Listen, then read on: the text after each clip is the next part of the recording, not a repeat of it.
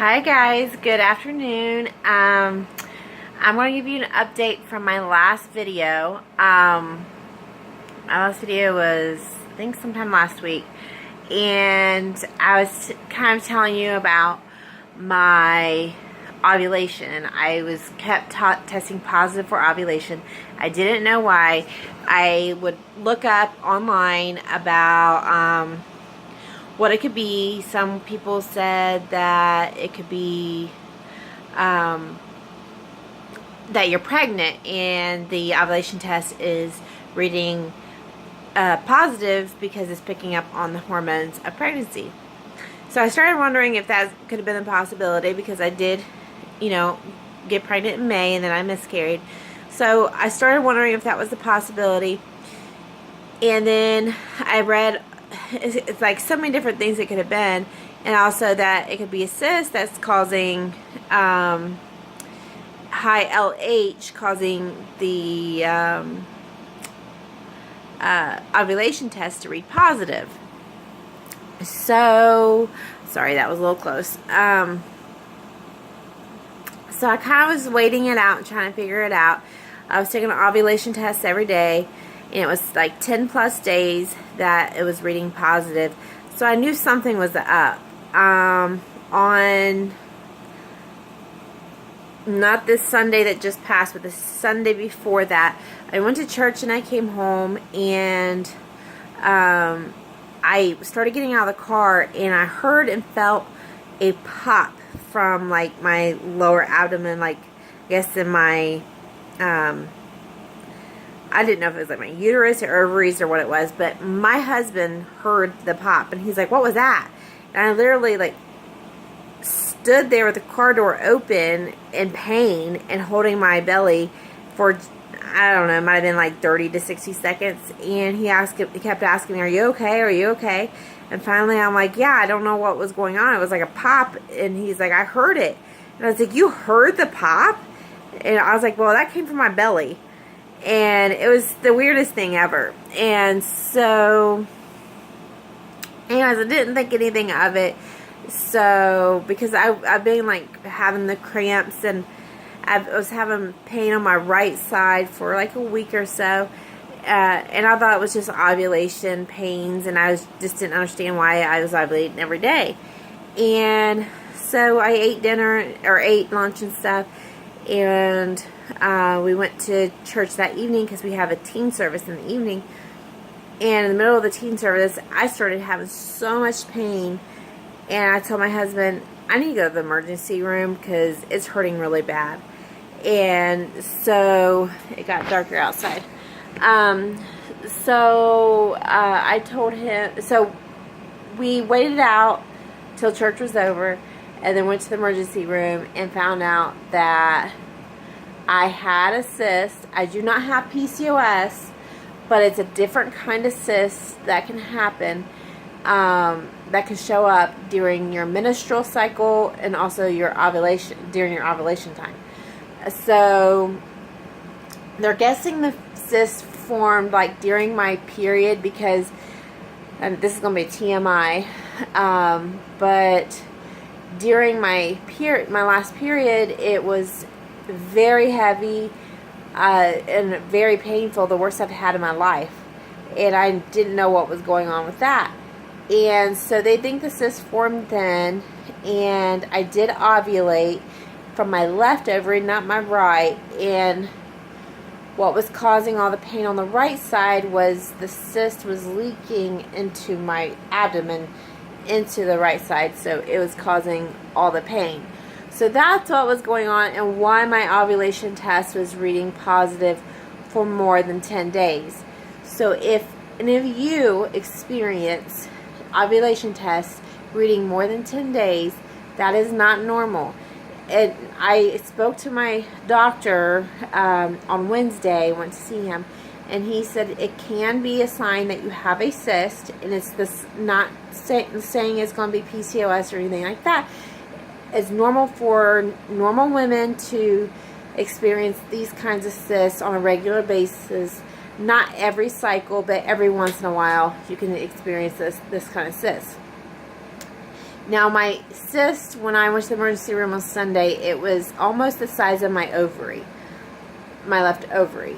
And my doctor was looking at the how much fluid and everything was in my belly, and he thinks that the cyst before it popped was about 3 times bigger than my ovary. So that was pretty big for me. Like, that's the biggest cyst I've ever had. So I think that's why I was experiencing so much pain.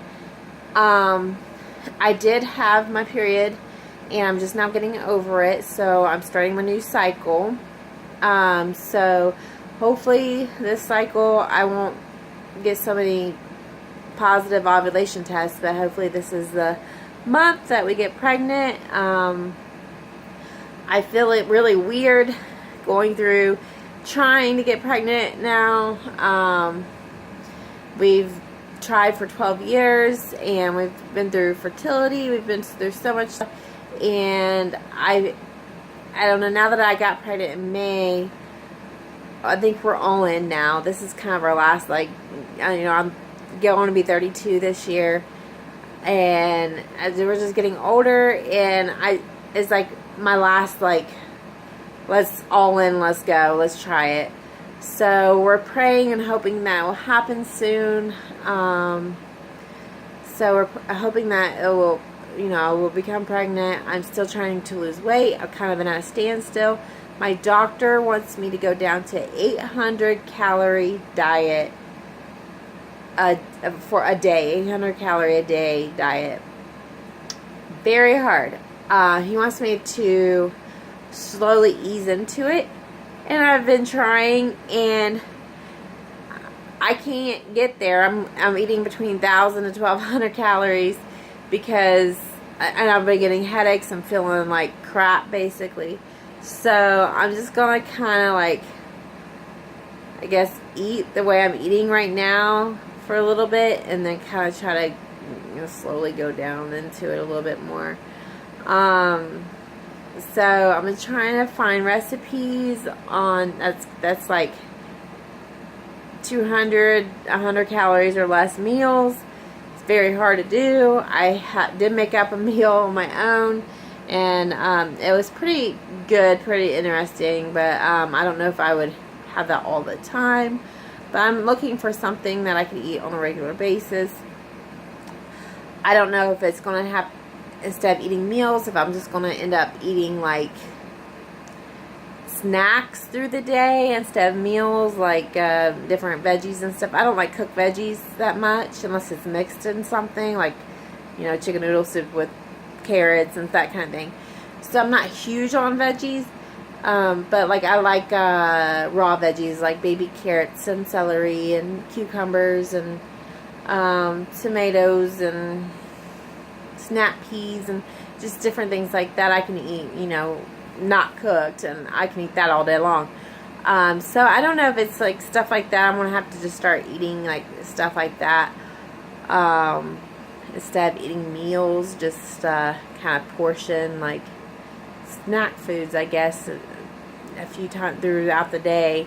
So if any of you have experienced doing the 800 calorie diet, please comment below and let me know if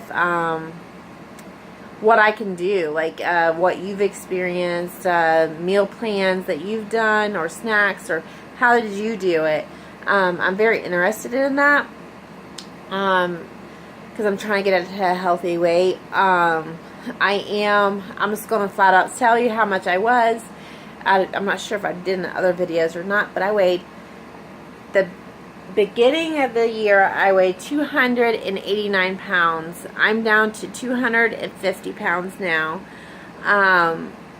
So my next goal is to 220.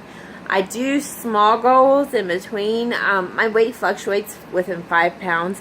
So my small goals in my head is to get 5 more pounds down. 5 more pounds down from that one. And 5 more pounds down until I reach my, you know, big goal. And my big goal is 220, and then once I reach 220, it'll be down to 200, be my next goal. So that's how I've been setting my goals. And if you have any advice on how to go about doing that, let me know. But I'm doing exactly what my doctor said, and I have lost quite a bit of weight. I think within half a year. So I think I've done really good with that. So I did lose weight really quick and got pregnant in May and miscarried, and we're pretty sure it's due to the vitamin D deficiency that I didn't know I had. So me and my husband both take plenty of vitamins, vitamin D. Now I'm on high dosage of vitamin D. We both are taking it. We're taking folic acid, probiotics, I'm taking a prenatal vitamin. He's taking a multivitamin, and I don't know, there's a bunch of stuff that we're taking. So we're trying to stay healthy. I haven't really exercised a whole lot. I haven't had a chance to. My schedule's been super busy. But I'm trying to get back into it today. I walked close to 2 miles today. So, and I'm really feeling it because I haven't had that many calories the last 2 days. So, and I have a headache. So I think that's coming on from the change in my diet. And I did get down to doing 1,200 calories at one point, and then went back up because I was at a standstill. Well, the standstill, I started losing some weight, and then I started doing a standstill again.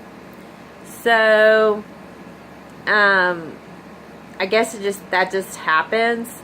And so my doctor wants me to go to 800 calorie diet just to try to get things going until I can get on my weight loss medication in November. And that will get things pumping even more. Because when I went on it for that 1 month before I became pregnant in May, I lost 26 pounds in 1 month. And so if I can lose at least 20 pounds a month while I'm on that, because I can be on it for 3 months, then that's 60 pounds. I'll be well under 200 pounds. And that's my goal, is to get under 200 pounds. My doctor wants me to weigh about 180 for my height and my bone structure, no less than 170, because he doesn't think I'll look right. So I'm happy with that. I'm happy at 180. If I get down to 200, under 200, then I'll be ecstatic about it. I'll be very happy about it. But I know I will improve my chances to conceive and carry a healthy baby the more I lose weight. So that's what we're working on now, is just staying healthy, eating healthy as best as I can with 800 calories, and just losing weight. And I'm going to try to put some exercising in there a little bit, but I can tell you one thing, not eating that much, it makes you weak. And so,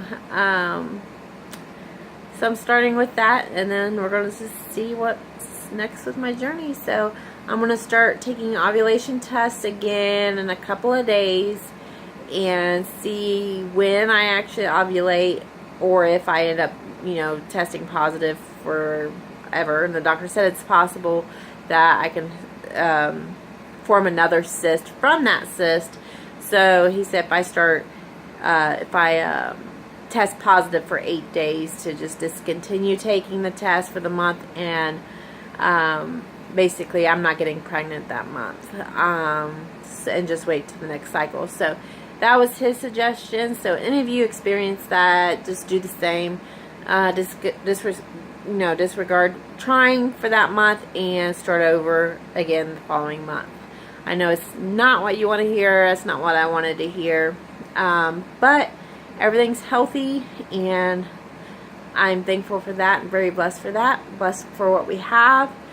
And I'm thankful each and every day that God gave me Aaron, and we both are happy with each other.